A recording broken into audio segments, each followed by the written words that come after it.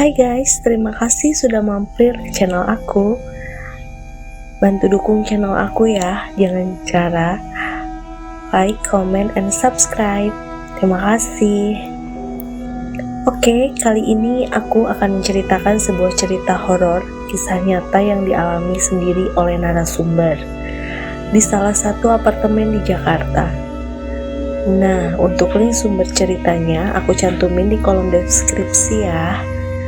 Oh ya, cerita ini diambil dari sudut pandang orang pertama ya. Oke, mari kita mulai ceritanya.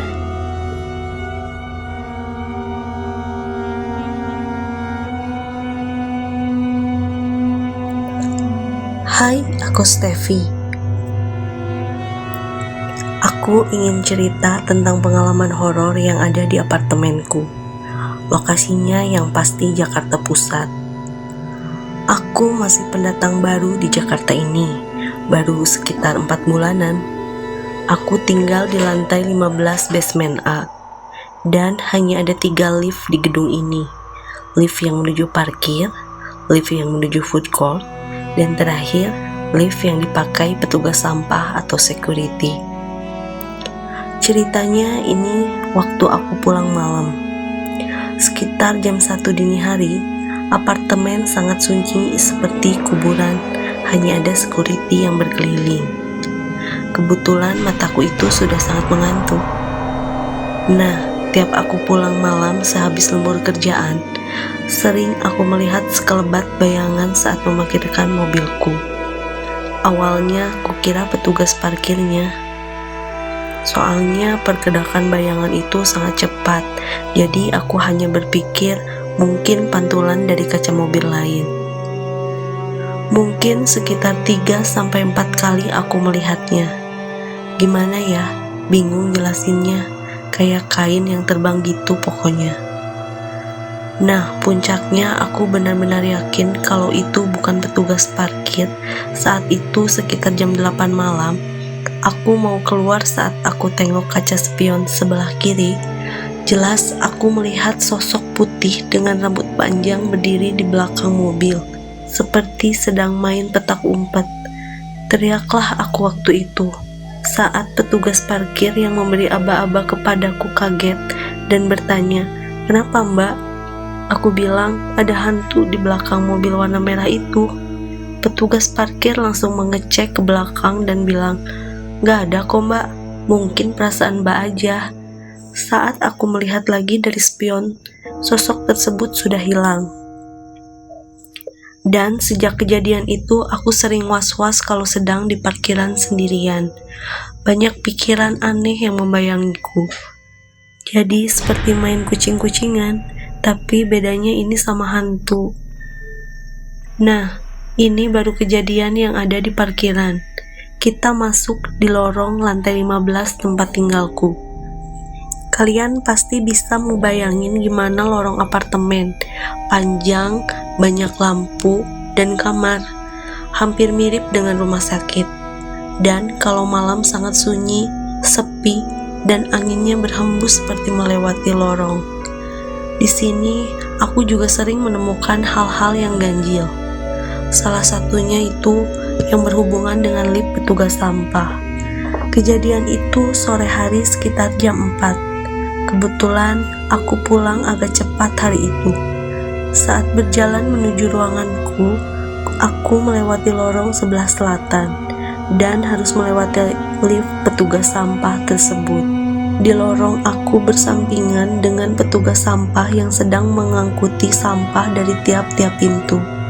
Saat aku berjalan membelakanginya, tapi anehnya saat aku menaruh sepatuku, aku menengok ke arah petugas sampah tersebut, dan petugas itu hilang tanpa jejak. Aku sangat yakin jarak pintuku dengan petugas sampah itu hanya terpaut 3 pintu, dan lokasi menuju lift masih jauh. Gak mungkin bisa sampai di sana walau berlari. Saat aku lihat lagi, sampah di tiap pintu masih ada dan belum diambil. Padahal pas aku jalan tadi, aku yakin dia sedang mengambil sampah-sampah dari depan pintu. Aku masih sangat heran dengan kejadian tersebut. Entah aku yang salah lihat Atau itu memang benar-benar hantu? Dan tidak hanya itu, kejadian yang aku alami di lorong basement lantai 15 ini. Mungkin sekitar 2 minggu dari kejadian itu, aku juga mengalami hal yang aneh. Tetanggaku mempunyai anak umurnya 5 tahun. Dia sangat suka bermain di lorong menggunakan skuter kecilnya. Kadang aku suka godain anak kecil tersebut dengan namanya.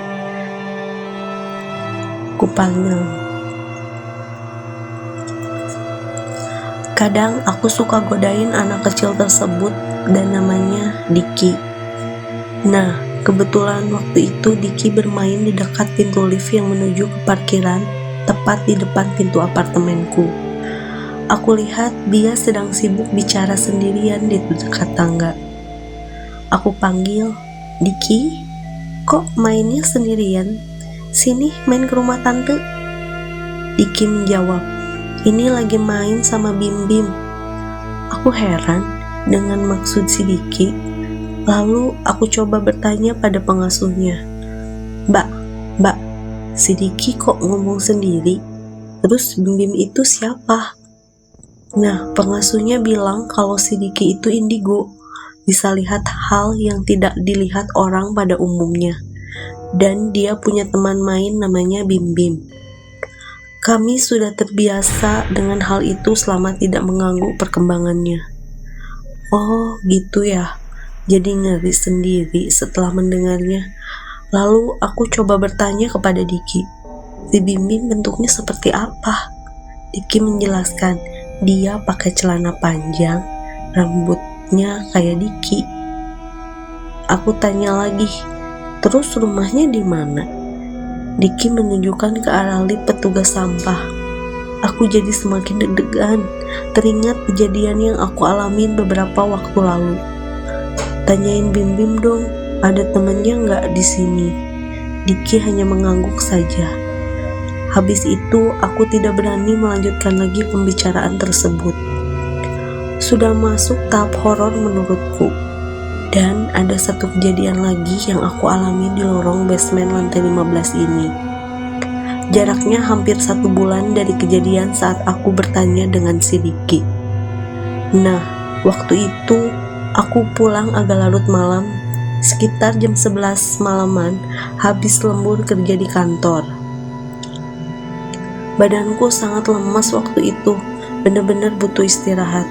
Saat aku berjalan di lorong, aku menoleh ke arah balkon seberang yang berlawanan arah, dan aku melihat sosok berambut panjang, berbaju putih, berdiri di samping pintu apartemen, seperti sedang menunggu seseorang. Dan ketika mukaku bertatapan dengan dia dari kejauhan, sosok itu langsung terbang melewati balkon menuju lantai atas. Seperti kain bendera yang ditarik saat upacara. Sontaklah aku langsung berlari ketika melihat hal tersebut. Langsung masuk rumahku dan mengunci pintu rapat-rapat. Jantungku berdegup kencang. Sosok apakah itu? Benar-benar menakutkan. Senam jantung terus kalau pulang malam ke apartemen ini. Ada 2 tempat lagi yang menurutku di apartemen ini angker, yaitu kolam renang dan taman di ujung lantai. Aku ceritain bagian di kolam dulu ya. Aku masih ingat kejadian itu. Hari Jumat jam 6 sore. Aku sedang berenang untuk merilekskan badanku karena jarang sekali berolahraga. Aku mulai berenang sekitar jam 5.40 sore. Waktu itu hanya ada 3 orang saja yang berenang. Laki-laki paruh baya dan satunya lagi cewek seumuran, anak SMA, dan mungkin anaknya laki-laki itu.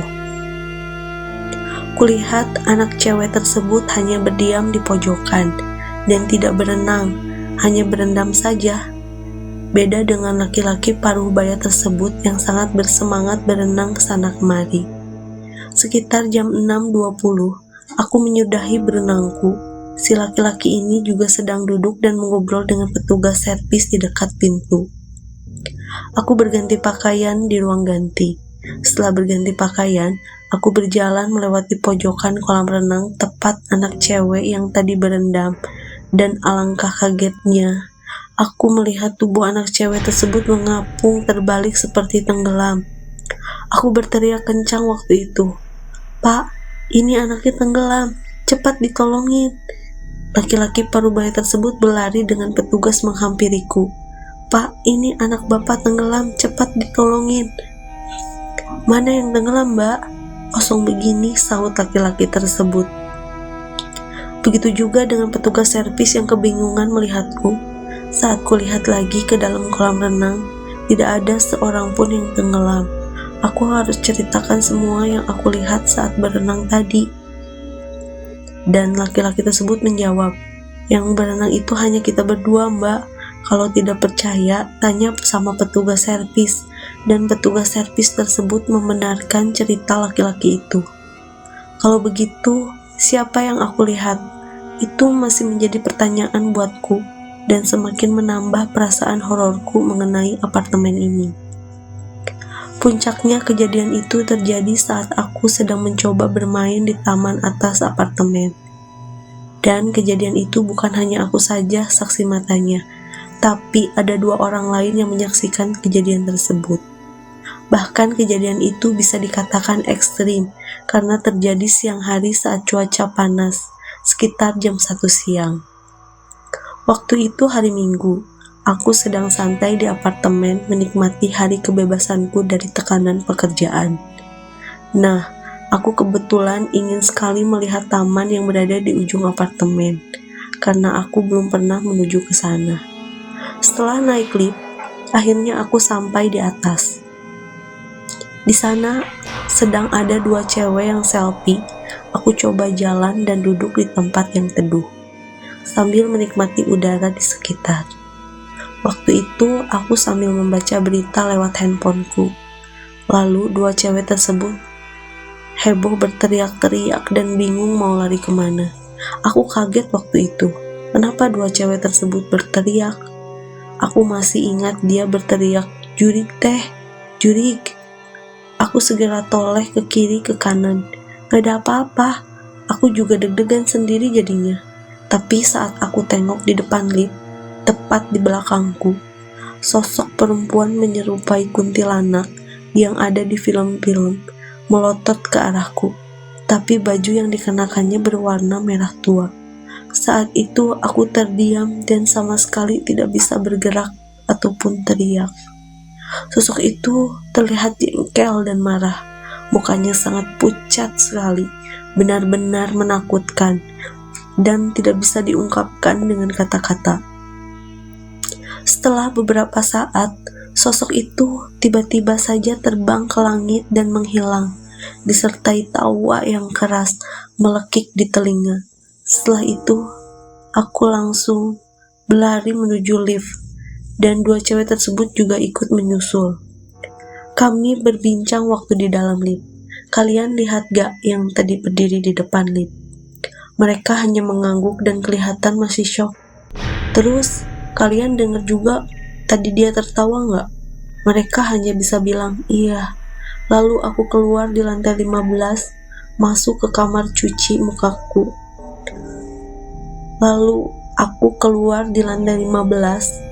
Masuk ke kamar dan langsung mencuci mukaku dan tidur. Badanku lemas dan pegal-pegal. Aku benar-benar ingin melupakan kejadian itu dengan tidur dan bertahan sampai kontrakanku habis baru aku pindah.